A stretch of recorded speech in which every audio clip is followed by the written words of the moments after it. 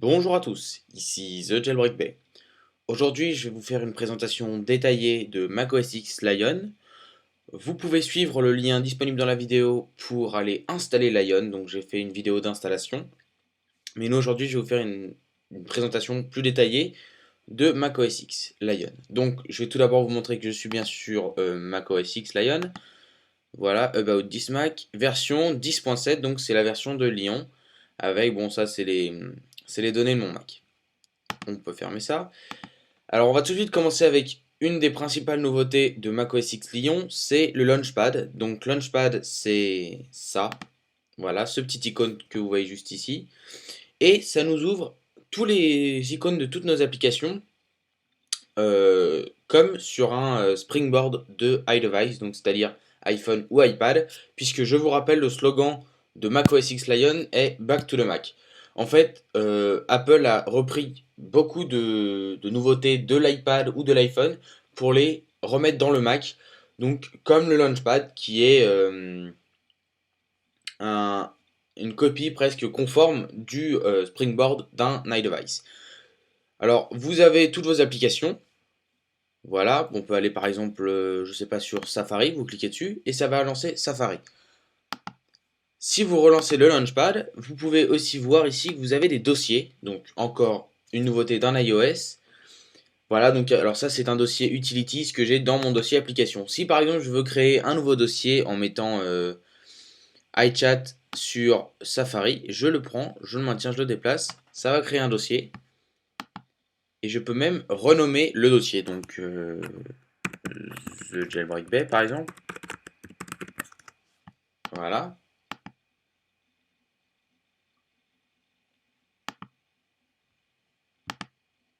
Ah, bon, ça n'a pas marché. Ça peut arriver, hein, c'est encore bien évidemment une bêta. Voilà, il a fini. The Jailbreak. Donc vous avez des petits dossiers que vous pouvez créer sur votre Launchpad pour avoir toutes les applications que vous avez sur votre Mac. Ensuite, vous avez le mode plein écran sur toutes les applications maintenant, sur normalement, hein. Donc on va prendre l'exemple de Safari. Si on lance Safari, on aimerait avoir une bonne navigation pour aller voir un site, par exemple. Nous allons aller sur thejailbreakbay.com et on va aller dans euh, View, Enter Full Screen et vous allez avoir Safari qui s'affiche en plein écran sur votre Mac. Il vous suffira par la suite donc de naviguer tranquillement sur Internet. Alors voilà, ici vous pouvez voir installation de macOS X. C'était le tutoriel ainsi que la vidéo que j'ai faite pour l'installation. Si vous voulez quitter le mode plein écran, vous retournez en haut. La barre va s'afficher et vous faites Exit Full Screen pour revenir à un écran normal. Ensuite, il y a le Mission Control, une des aussi principales nouveautés de macOS Lion, c'est-à-dire que vous allez avoir un aperçu rapide de toutes les fenêtres qui sont ouvertes sur votre bureau. Donc on va en ouvrir plusieurs pour que je vous montre tout ça. Si nous ouvrons voilà, préférences système, iTunes, Preview, on va ouvrir aussi un fichier PDF. Voilà. Vous voyez ici, vous avez pas mal de choses. Vous ne savez pas comment, vous savez pas comment aller dans une des fenêtres précisément. Vous activez le Mission Control et vous allez avoir un aperçu rapide des applications que vous avez sur votre Mac. Donc par exemple, vous pouvez prendre, hop, vous pouvez aller sur Préférences système, on réactive, aller voir le PDF. C'est pas plus simple que ça. Vous avez aussi sur votre bureau un moyen d'aller voir directement le dashboard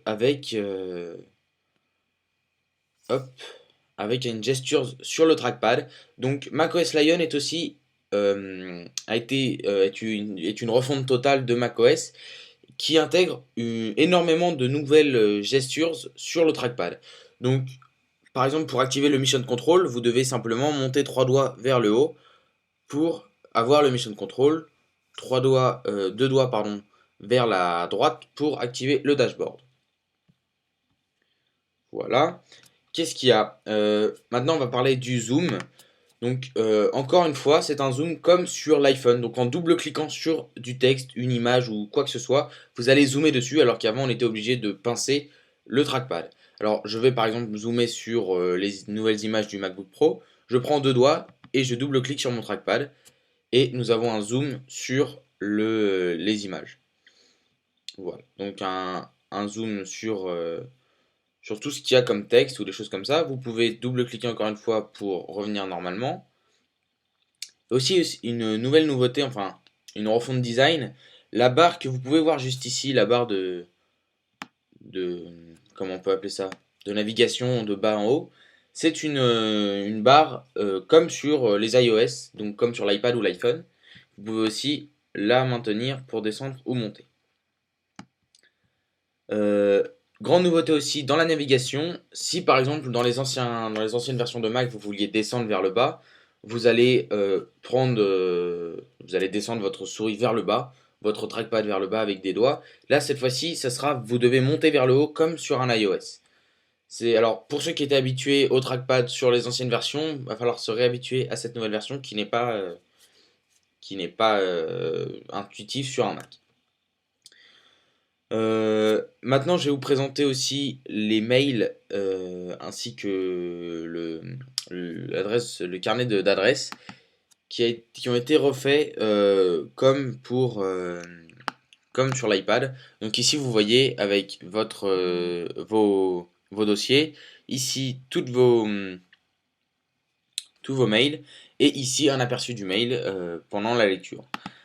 Et dans le carnet d'adresses, vous avez voilà, une refonte donc aussi du carnet d'adresses comme sur l'iPad, c'est exactement la même chose. Alors aussi, alors nous ne savons pas si c'est un bug ou si c'est fait exprès. Habituellement sur les anciennes versions de Mac, les applications qui étaient ouvertes dans le dock avaient une petite lumière blanche juste en dessous, ce qui n'est plus le cas. Alors vous voyez par exemple Mail est une application ouverte puisqu'elle me signifie que j'ai un mail, un nouveau mail que je n'ai pas encore lu. Habituellement il y aurait eu un petit point blanc pour m'annoncer que l'application est en cours de fonctionnement. Euh, je vais vous parler aussi d'AirDrop, donc une nouvelle fonctionnalité disponible dans le Finder. Voilà, AirDrop en fait ça va vous permettre de partager les fichiers que vous avez dans votre Mac avec d'autres personnes qui ont aussi un Mac et qui ont activé AirDrop. Donc là pour le moment je n'ai pas d'autres Mac à ma disposition, mais dès que quelqu'un d'autre aura un Mac avec AirDrop, vous pourrez transférer des données via AirDrop. Aussi, un nouvel affichage dans le Finder, donc ça l'affichage normal, celui-ci aussi. Vous avez, voilà, c'est celui-là qui est nouveau, c'est cet affichage qui ressemble un peu à l'affichage sur PC. Pour terminer, je vais aussi vous parler sur Apple. Donc par exemple, je vais sur apple.com, je veux rentrer dans le store. Et ben, je vais aller voir, je vais acheter un iPad par exemple. Et bien, vous allez pouvoir faire un comeback ou un forward. Donc avec deux doigts sur le trackpad. Voilà, en revenant en arrière ou en avant. Donc c'est plus comme avant où hop, ça chargeait tout de suite la page. En fait, les pages sont, on va dire, déjà préchargées. Et c'est très simple d'aller en avant ou en arrière pour une page internet que vous avez déjà visitée. Voilà, donc c'était un aperçu rapide de macOS Lion, la version 10.7. Pour le moment, encore en bêta et disponible pour les développeurs. Je vous retrouve la prochaine fois pour de nouvelles vidéos, que ce soit sur Mac, iPhone ou iPad. Et rendez-vous sur thejailbreak.com. Allez, ciao!